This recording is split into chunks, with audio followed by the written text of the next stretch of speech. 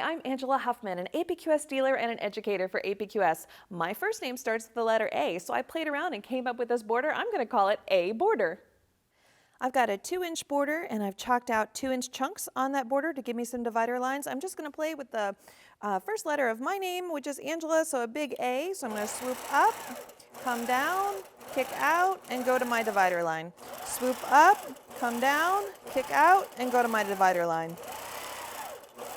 And sometimes if you just play with the letter, you get an interesting look. A letter's a shape after all. Just remember to have some fun. Keep it simple, keep it fun.